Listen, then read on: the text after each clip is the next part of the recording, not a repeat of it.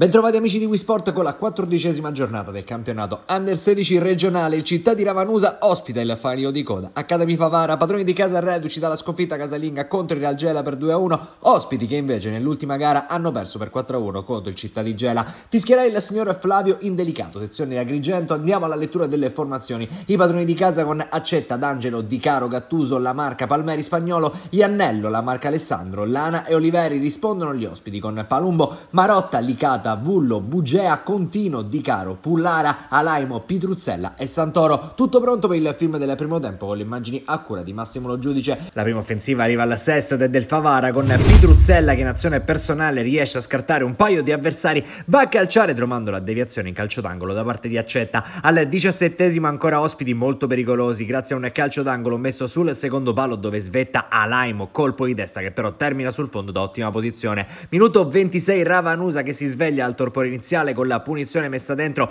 Gattuso colpisce di testa, non riesce però a impensierire così l'estremo difensore Palumbo. Al 29esimo Alessandro La Marca con questo bell'esterno destro apre per Mattia La Marca che guarda la posizione dei compagni in area di rigore, la mette sul secondo palo trovando la complicità di una difesa passiva. Il gol di Gero Emanuele Palmeri che sblocca così il risultato e apre le danze. Arriviamo al 39esimo, cross lungo di Marotta che va a sbattere sul palo la difesa, poi pasticcia, ringrazia Contino che manda in rete quello che è il gol del pareggio da parte della Favara. 1-1 e tutto in equilibrio quando siamo allo scadere della prima frazione. Il gol di Palmeri ad aprire le danze, il gol di Contino a rimettere tutto in discussione. Possiamo partire col film della ripresa. Al 43esimo subito un calcio di punizione, la sfera dalla lunga distanza calciata così da Vittorio Spagnolo che inganna l'estremo difensore e riporta avanti i padroni di casa. Ravanusa che trova la via della rete con questa traiettoria, il portiere sembrava esserci ma alla fine la sfera l'ha scavalcato. Minuto 47, Ravanusa che continua a spingere cercando di chiudere il discorso. Palmeri imposta l'azione offensiva per vie centrali, scarica su Oliveri, l'ingresso in area di rigore, l'uscita da parte dell'estremo difensore Palumbo provvidenziale con il tentativo basso con i piedi. Minuto 49,